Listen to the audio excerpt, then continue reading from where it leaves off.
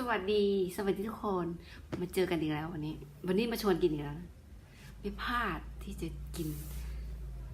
ใครเข้ามาดูขอบคุณมากเลยนะคะขอบคุณเพื่อนๆที่เข้ามารับชมคลิปจอยนะ ช่องเราก็กระโหลกกระโปกกะลานะ มากินยำกันเอายำปูม้ามายั่วน้ำลายยำปูม้าจะยั่วไหมเรามาชมกันเราก็มีอะไรนะข้าวโพดต้มมาเสริมเอามาใส่กระยำเนี่ยเพราะเขามีให้แต่เนี่ยอะไรนะใครจะรู้ใช่ไหมเราตอบให้ก็ได้มะม่วงเปรี้ยวตัดแล้วนะอุ๊ยมันเด้งง่ายมากไม่ต้องตัดอะไรอย่าง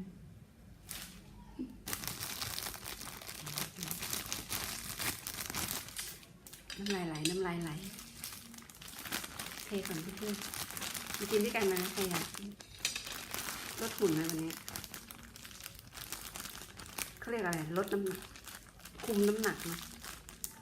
ว้าวน่ากินมากมันได้เยอะจังเลยดูสิว้าวเกือบล่วงเกือบกวบล่วงเกือบหกเลยอันนี้แป๊บเราจะให้ดูหน้าตายำปูม้านะเพื่อนๆอันนี้มันคือยำปูม้าหรือว่ายำมะม่วงนะมะม่วงเต็มแหนวเลยมากินด้วยกันนะพูดแล้วน้ำลายไหลโอ้สีแดงมากเลยนะ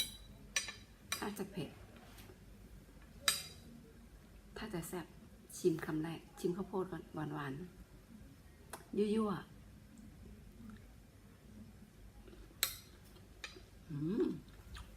มื้ออร่อย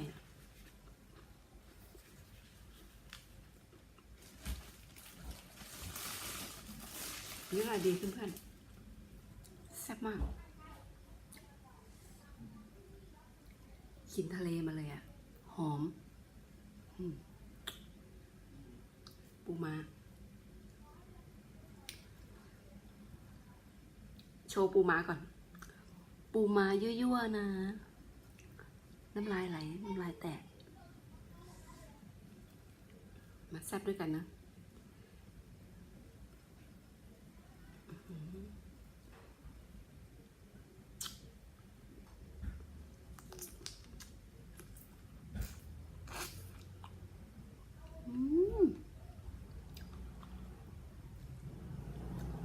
หวานมากแล้วหวาน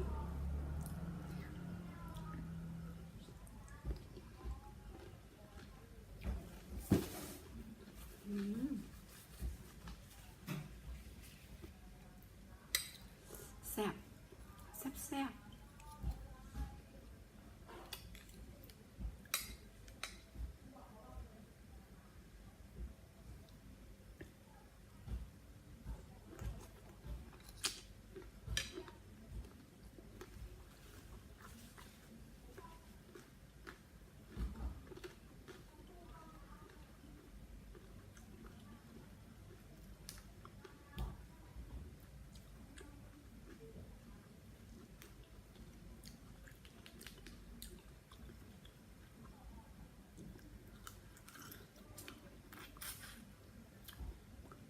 หวานมากเลยอ่ะ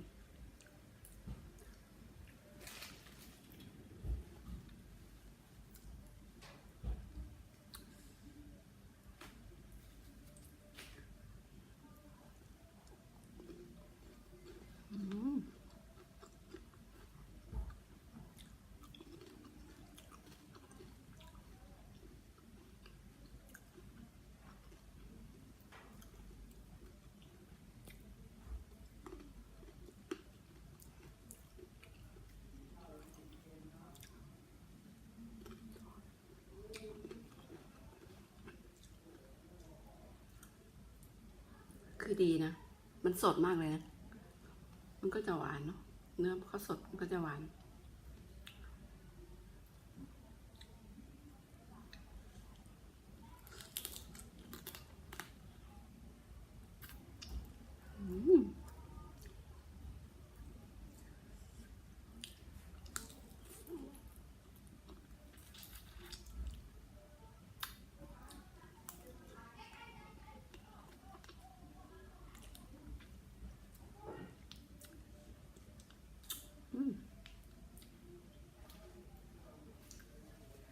บุดีมาก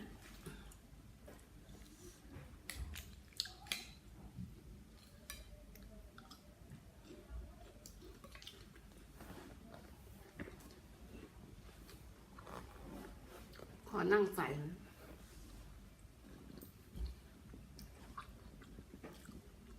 นั่งแบบสบายเลยนะ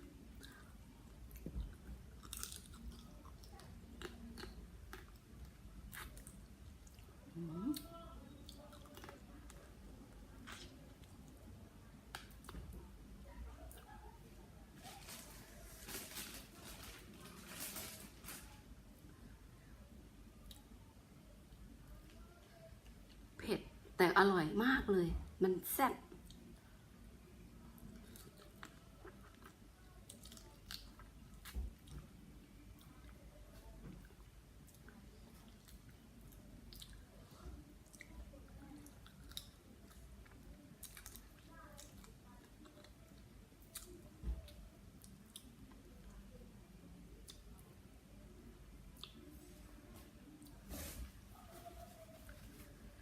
ว้าวดี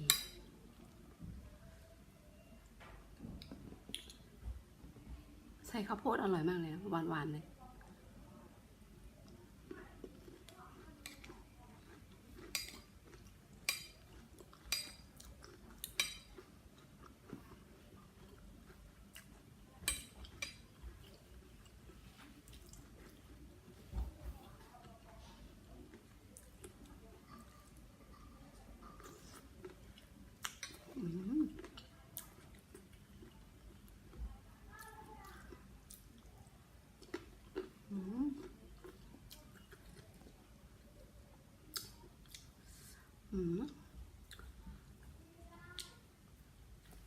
มองเห็นไหม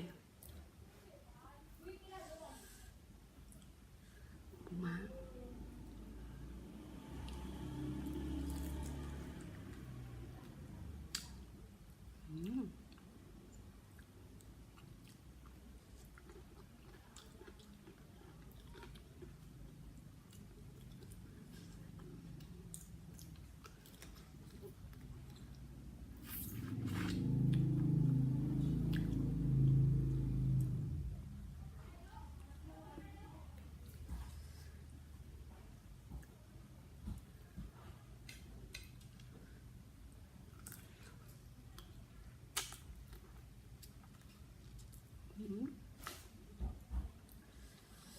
มะม่วง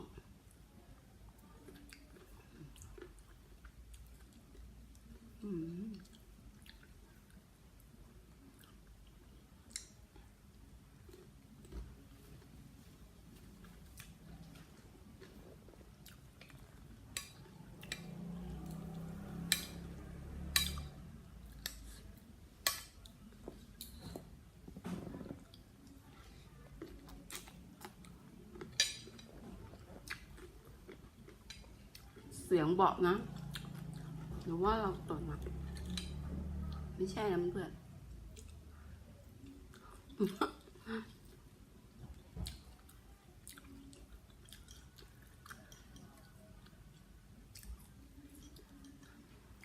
เสียงแบบนั่งไม่สบาย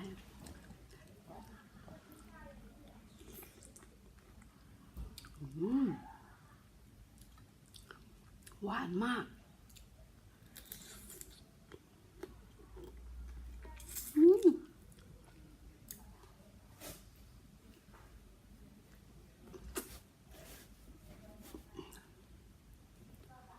โดนขาปู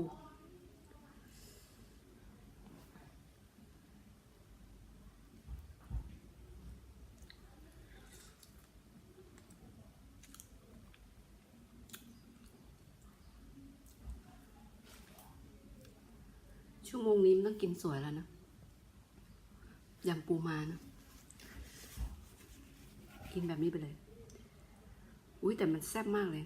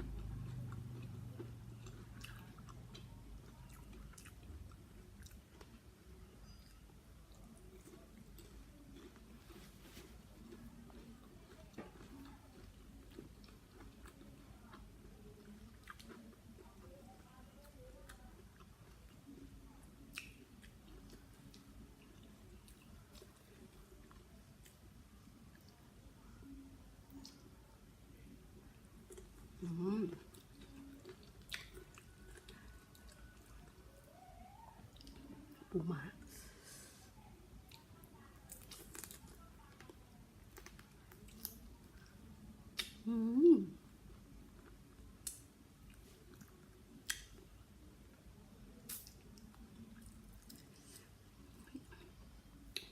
ฟินมากเลย ได้กลิ่นเหมือนมหาสมุทรประมาณนั้นเลยอะสด หวานยังกับหยุดท้องทะเลมัน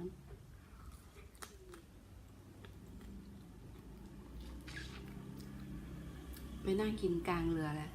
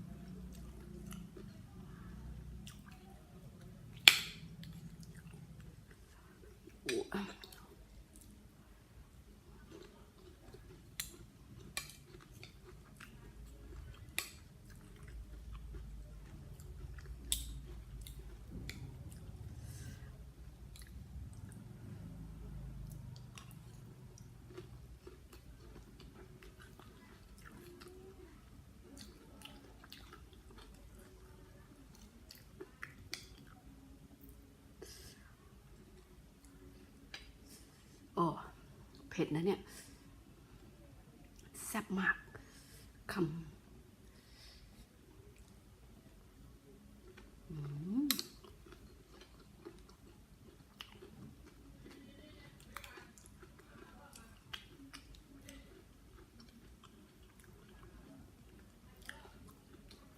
เหลือแต่ขา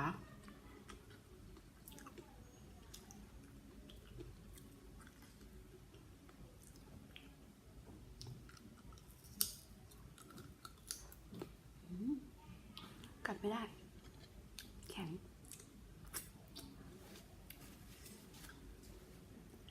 กัดไม่ได้นะแข็งกลัวฟันหัก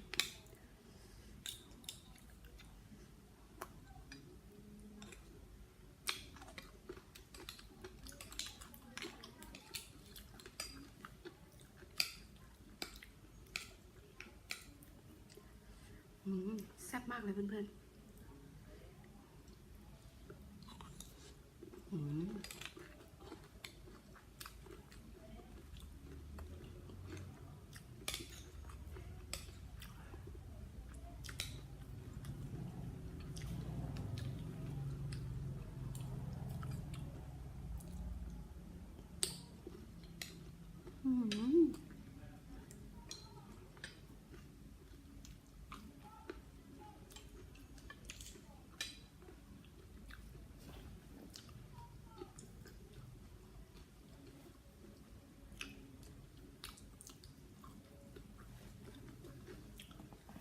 เผ็ด